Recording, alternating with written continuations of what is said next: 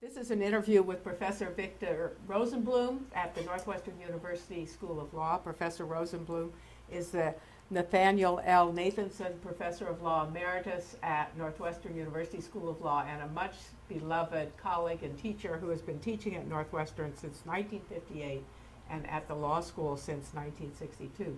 Victor, let's start by having you talk about why you love teaching and why you think it is such a special profession.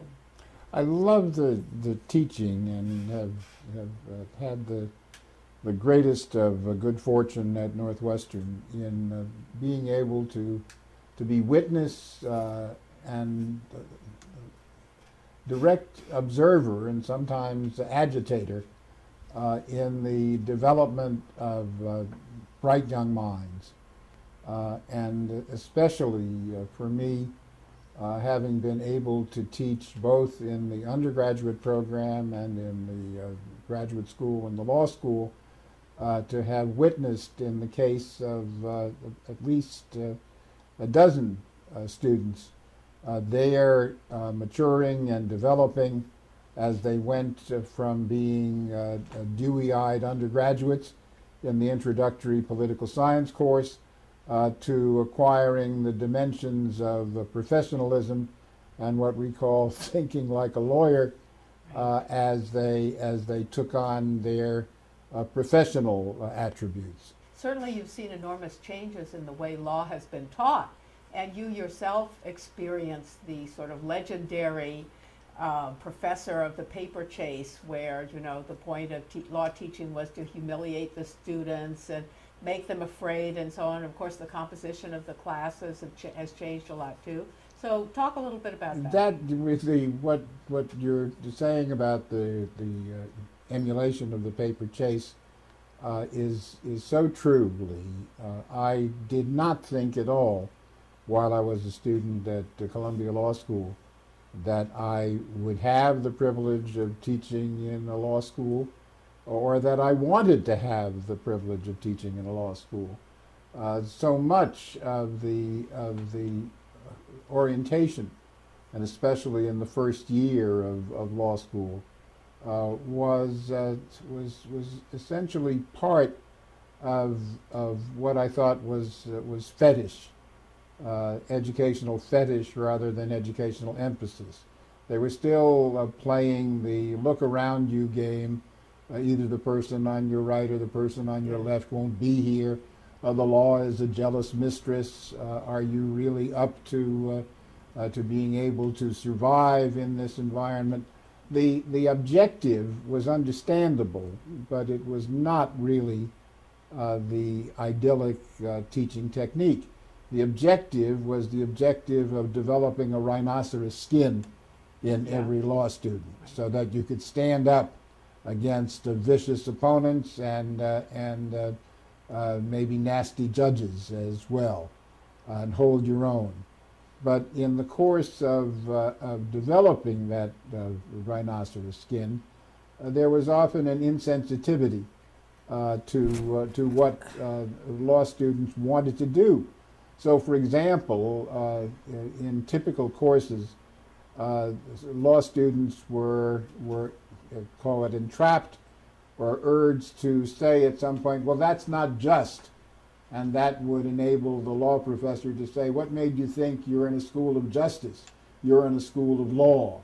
Yeah, as if there was no connection between the two. As though there was no connection. And there seemed to be a kind of parochialism. So I was really looking forward to going out and doing graduate work in political science. It turned out that I had the opportunity to do it in Berkeley with some great people on the Berkeley faculty. But then, in retrospect, I realized the greatness of many of the teachers that I'd had in the law school, who had, I think, simply succumbed to the Langdell methodology that imposed this rigid notion of what legal education was. Well, the profession changed too. So the education changed, the profession changed, and there's a feedback system, and that's very interesting. And I would like you to comment about that. But also, political science changed as Exactly. a profession too. Exactly. And I don't want to say anything negative about political science, but No. it became less broad. Well, And- precisely. And also, lawyers in the time that you have been a law professor have come to occupy just a much more prominent and pervasive place in the society as a whole. Louise and I went out to Berkeley to do the graduate work in 1948, right after graduation from the Columbia Law School. And in retrospect, working at Columbia with people like Robert Hale, who was an economist as well as a lawyer, and a very different lawyer economist than many that we see in current times. Hale's book, Freedom Through Law, is in large part an ode to the role that government can and should play in wiping out economic inequalities. Right. A very, very different view than the predominant views in economics more currently.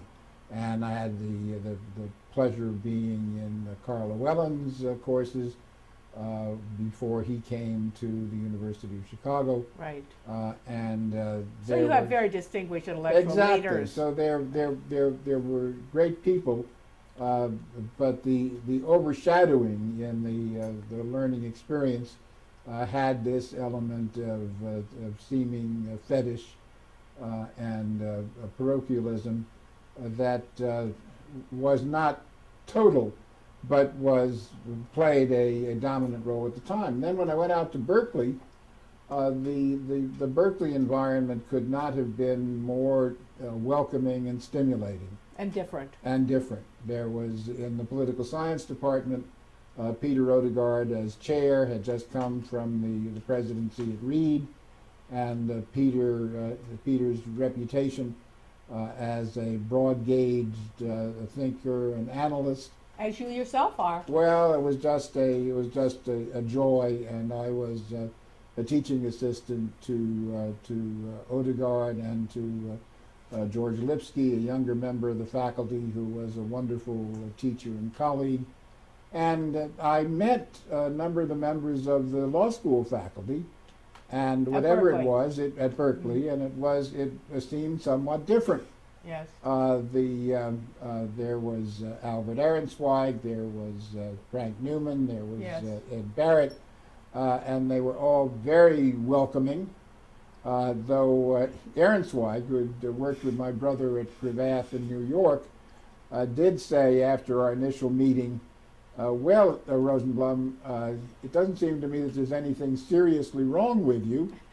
And I said, well, thank you very much. And he said, but if there isn't, why are you studying political science? Instead of law. Instead of law. Yeah. And I said, because I have the privilege of working with Odegaard, and at the same time spending time with folks like you, and broadening this view of what kinds of roles, what kinds of doors I can be part of opening, and windows on the profession, as and well as on the underlying political factors that often go into these matters. Exactly.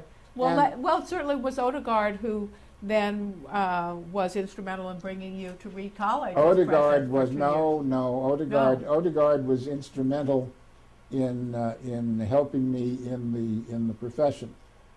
It was Eleanor Odegaard, Peter's widow, who was an advisor on whether to go to Reed or not, and Eleanor was simply magnificent and stayed a friend until her death. But the mentors that I had in the profession all played very important roles. I can't blame them for anything that was less than ideal, but they were so important in life. There was Dick Snyder, who was my instructor as an undergraduate at Columbia, who became head of the political science department at Northwestern. Mm-hmm. And who brought you here? Brought me here. and Odegaard at Berkeley, and Chuck Aiken at Berkeley, who did a lot of the public law work and had been a member of the staff of the Hoover Commission. There was an environment of the value of opening windows and doors, of looking at issues that hadn't necessarily been looked at before, at seeing the interactions between the legal system and the political system. And there was one member of the Berkeley faculty who was, I think, a particularly unique contributor in that respect, and that was Jacobus Tenbrook. Tenbrook was totally blind. Mm-hmm. He had been blinded Right. in his teens. He had gotten both his law degree from Berkeley and an SJD degree, but the dean at Berkeley felt that because he was blind, that he would never produce the scholarship that was expected of a member of the law faculty. So Tenbrook was a member of the speech department Mm-hmm. and of the political science department, and a close colleague of the law faculty, but he never had an appointment at the Very law school. influential figure in But Berkeley. a very influential figure, and the author, along with his buddy Joe Tussman of the philosophy department there, of the most outstanding work that has, I think, yet been done on the Equal Protection Clause of the 14th Amendment. Well, Victor, one of the things that your comments reflect is that, of course, in a career such as yours and in everybody's life, you have the things you can control and the things you can't control. Right. And outside events often intervene and shape a person's career and biography. And in your case, of course, when you came back to Northwestern after being president of Reed, you found yourself at Northwestern at a time when there was a great deal of political turmoil. Not, of course, you'd had a similar situation at Berkeley, but here you were back at Northwestern in the 1970 at a time of great political turmoil. I was a great admirer of the academic leadership at Northwestern, and it was because of that admiration that when I had to learn that I was a rotten fundraiser at Reed, and that the budget had to be cut, and that I didn't want to be the one to be responsible Make for those tough choices. making those tough choices. That the opportunity to return to Northwestern was accompanied by offers from other places, and I took the Northwestern invitation immediately because I knew Northwestern and I admired so the academic and administrative leadership of people like Sim Leland and Payson Wild and Moody Pryor, and my closest friends in the political science department, even though Dick Snyder had left the department by that time.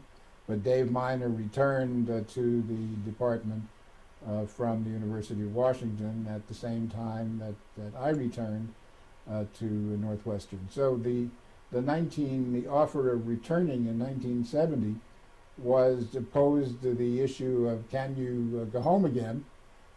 And the second time around has been even more enjoyable than the first decade that I spent here. And so in all of these years now, from 58 to 68, and then from 70 to 2005, have simply been the periods of the greatest joy, because they magnify the opportunities to be witness to the emergence of great professional minds, and to play a part in stimulating thinking about particular issues in which the law can and does play an increasingly important role. Yeah, well, certainly you never get too far away from politics when you're teaching law and practicing Exactly. law. And sometimes people forget that and they think it's all dry principles. But you found yourself in the middle of a political maelstrom when you were arguing before the United States Supreme Court in 1981. Well, the opportunity to be an occasional lawyer in practice came through, because I've had the difference with what has certainly been the majority view on the issue of abortion.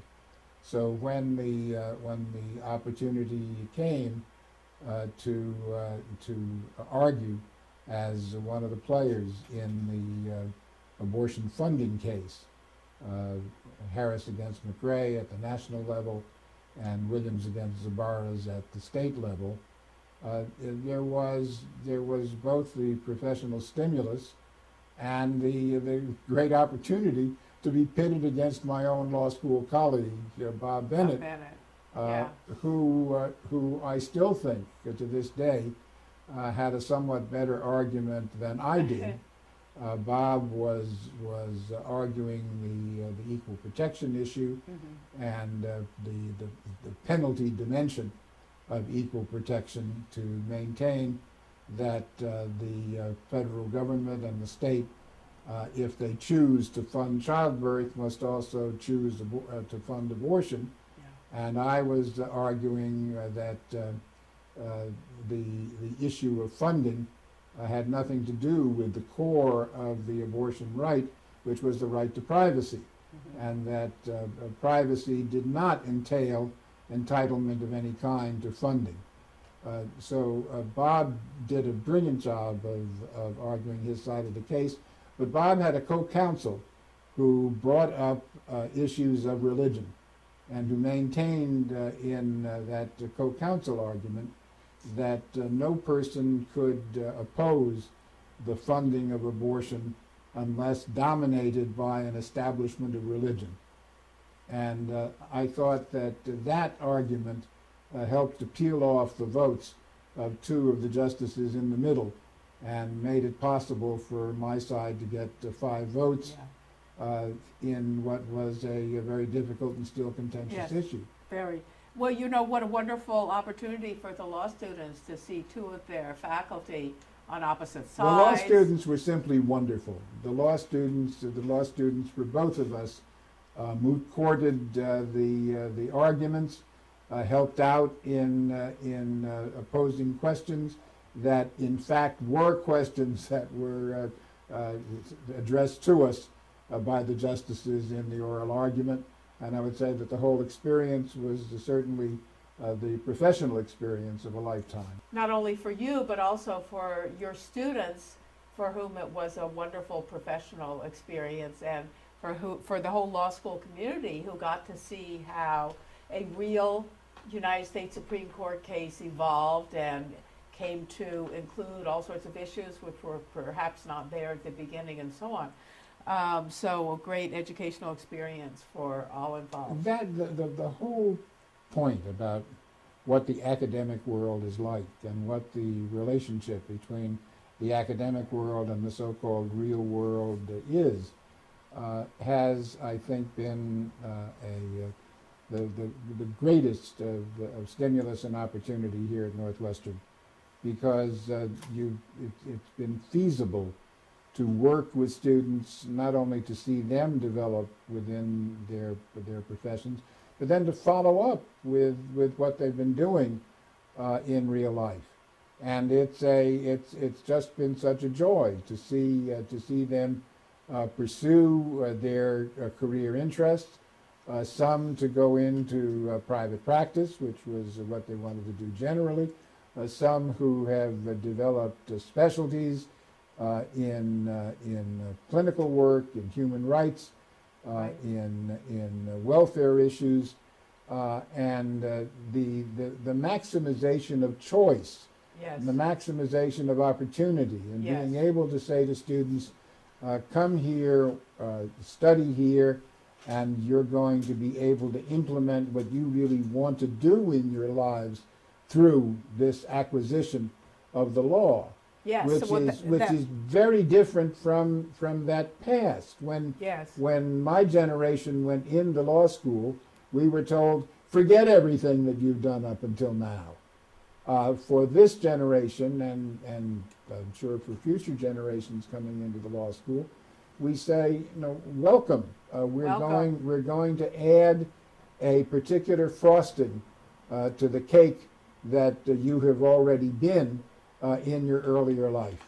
That'll maximize your opportunities to choose to do the things that you really want to do. And the profession has changed enormously. I mean, exactly. those opportunities have changed in a variety of ways. There's so many more. There's so many people who receive a legal training but don't practice law, go out into the wide variety one of the privileges jobs that I had in the course of this time was to serve for a year in the late 1980s as president of the Association of American Law Schools, and to see the reality of opportunity throughout the land in legal education.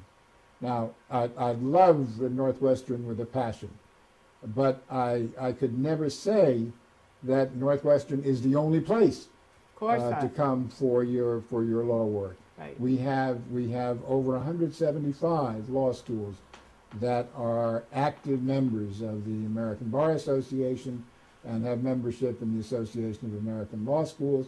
And in traveling around the country and seeing these places, whether they are the so-called prestigious institutions or the less than prestigious institutions, the fact that the Bar Association has changed so dramatically in recent years to become an equal opportunity supporter, and that the association... To the surprise of many. Exactly, to the surprise of many.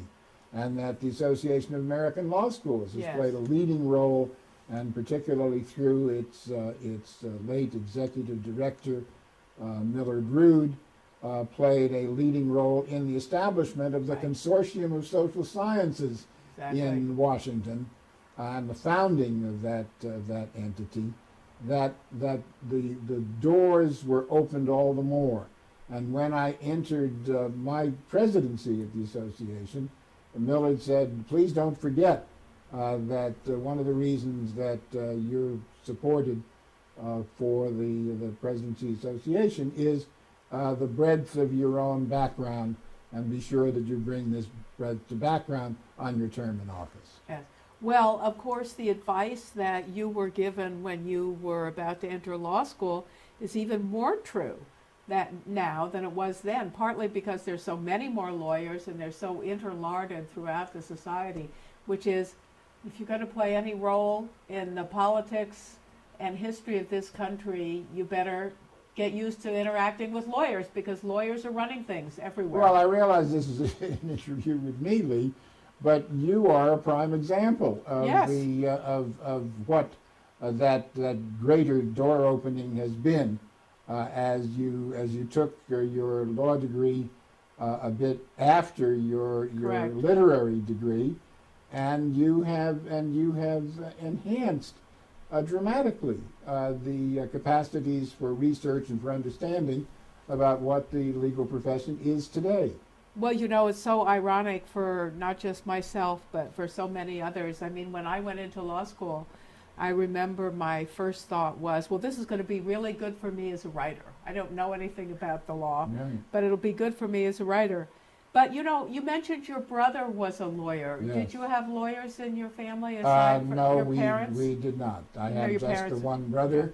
Okay. And to my dad, it was very important that we not become ensconced in what he saw as the pitfalls of business Yes. in New York City. And brother Albert went to Yale Law School, and I went to Columbia because Columbia at the time would provide a fellowship that brought the cost down from $200 a year to $100 a year. That was very important. It sure was. $100 was a lot of money.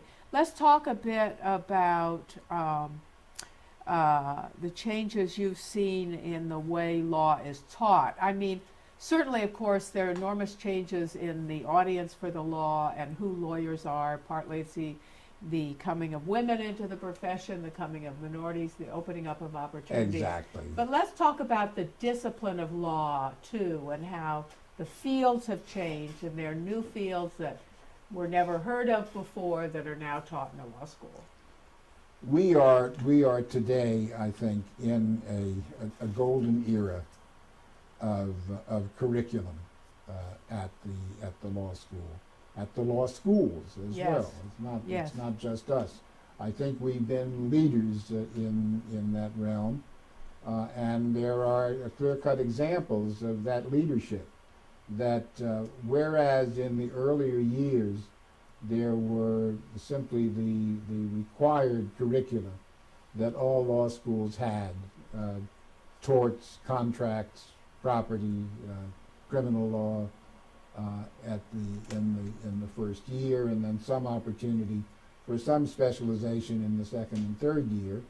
One of the great innovations of Northwestern was the development at the behest of our late colleague Jim Rawle of the Senior Research Program. Yes. A program in which all students, not just students who were involved in one of the law reviews, but the students on the basis of interest and preference could work with professors on the particular research projects and get a law school credit for the work in those projects. So the opportunity being for them to develop their own exactly, ideas. the opportunity one-on-one for the development of ideas, for their full exploration, for then the presentation of those ideas within a somewhat larger group, and that was simply a joy to see how students of all levels in the law school, and not just those at the very top of the class, Right. could develop a particular interest in this one-on-one relationship with the professor. And have a product. Have A product, exactly. written product. To present that product to the government agencies or the law firms that they were going to interview with after their graduation from the law school. And sometimes it was a publication. Precisely. And that was very useful. And in recent years, we've had a burgeoning of curriculum. So in the early years, you had nothing remotely resembling the examination of public health issues. Exactly. And issues that involved questions of medicine, the relationship with other professions, and the obligations that lawyers have at levels of professional interest. So when Franz Siemens and I were doing a study for the Bar Foundation that became a volume on the making of a public profession, there was a lot of criticism from our cadre of interviewees that professional responsibility was not being taught well enough in the law schools and could and should be taught well enough. And that's certainly one of the revolutions, I think, in legal teaching, the emphasis on ethics, precisely, professional responsibility. Precisely, that in recent years we've had the bona fide efforts to deal with the dimensions of professional responsibility, and we have faced up. We haven't resolved all the problems. No, how could we? We have agended those items. We have faced up to them, I think, with honesty and with appropriate divergence of viewpoints within the profession. And at least people are talking more about these things out in the open. Exactly. And that's a plus. To have a context of bar associations today that are deeply and legitimately concerned with equal opportunity. You made the earlier references to the changes with regard to women, changes with regard to minorities. Yeah. These have been phenomenal changes. Huge. My law school class had 5 women out of 160 and 1 member of a minority group.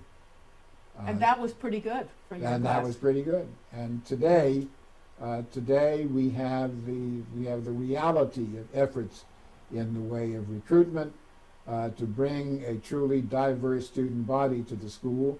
And one sees that particularly in our law school, where the typical law student today has spent a year or two after undergraduate school in being part of that real world, and then adds to the flavor of the discussions that are part of our classroom experiences based on the things that they have done in that real world before coming in. Yes, and greatly enriching the community as a result. Although certainly I share with you the view that it's a kind of golden age for law schools and law teaching. It's a sort of a unique period, partly because... And, you know, taking a subject area like the health issues and vitality, environmental law, necessity, environmental law, and let's not leave out the all-embracing concern today with human rights law. Yes. And Very important. the vast growth and vast recruitment that's been going on, both for outstanding faculty in human rights, Yes. as we have with Doug Castle, and and bringing students in for opportunities in working for human rights around the globe. But certainly we can't, it's certainly true nonetheless that law school is competitive in the sense that we place a high value on intellectual achievement. Of course. And of course it's very competitive on the entrance exams, and so it's not as though we're all just slouching around over there. No, the requirements are intense, and the remarkable thing is that our applicants are doing better and better, and we have been bringing in a cadre of law students who bring the sharpest of perceptions and the strongest of willingnesses to engage on issues, to engage in hard, well-disciplined work. Yes. To reach that still undefinable but vital area of thinking like lawyers. And also to be engaged in public debates at every level. Do you think there's any special role for a law school and law students and law faculty as to be kind of watchdogs on the society and Very the much politicians? so. Very Say much something so. about that. I think that our students are well poised and today increasingly well trained to be able to be critics of practices that do at times see folks in industry and Government. unfortunately in government as well, slouching around and trying to get by without adherence to the obligations that professional,ism and the legal system demand of them. But we are witnessing more and more the work of outstanding leaders at the bar in taking on roles for demanding adherence to the requirements of the system. So, you know, going back to one of the greatest Supreme Court decisions, I think, of Supreme Court history, the case of United States against Nixon. After all, it was a former president of the American Bar Association who prosecuted that case against Richard Nixon, Right. Leon Jaworski. Right. And Jaworski was not entirely expected by his colleagues to be as aggressively concerned with the president's adherence to the law. And I think President Nixon was himself taken somewhat by surprise. And the whole system was a tribute to its own commitment and renewal. Because who wrote the majority opinion in the Supreme Court case of the United States against Nixon? It was the Chief Justice of the United States whom Richard Nixon appointed to the role of Chief Justice. Yes. So, we've been somewhat questioning about the role of the court in the Bush against Gore, more recent case.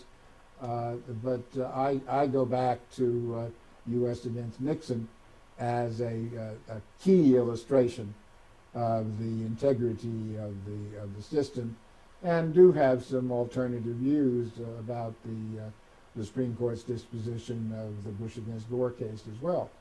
Well, certainly in the present climate and in the present circumstance of our politics, lawyers are not going to be not part of the action, and lawyers are not going to be part of the discourse. And there's so many of us, and we're so vocal, it's very hard to see how that's going to change in the immediate future. To anybody who is considering the question, is it worth the time and is it worth the expense to go to law school today and to become a member of the profession? My answer would be a categorical yes.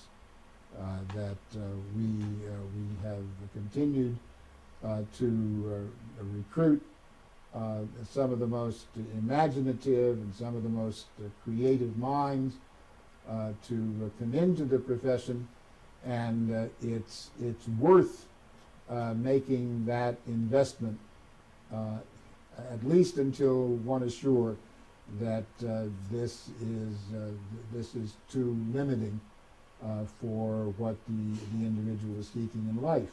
But I can't think of anything that one is seeking in life today.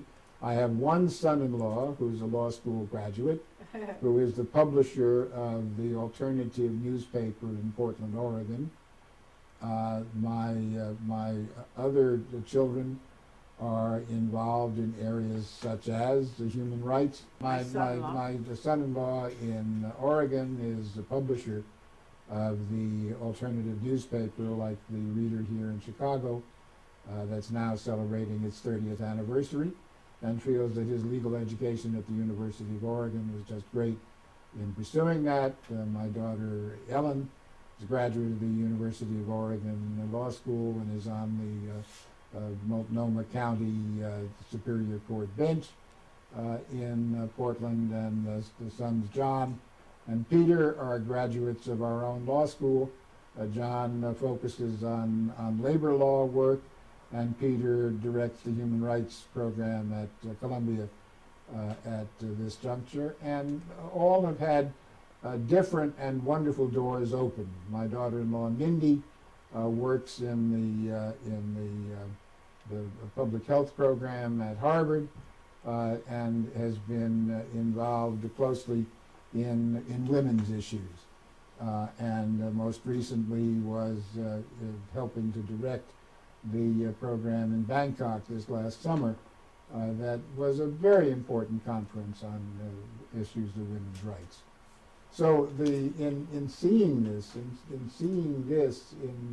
seeing my colleagues and being able at 79 to still be a witness to the glories of initiative and discipline in the law school, I think is the greatest privilege that a person who considers himself an educator to be able to pursue. Well, your family and your own life is a wonderful example of the varieties of law and how rewarding the legal profession can be in the field of education and also in public service.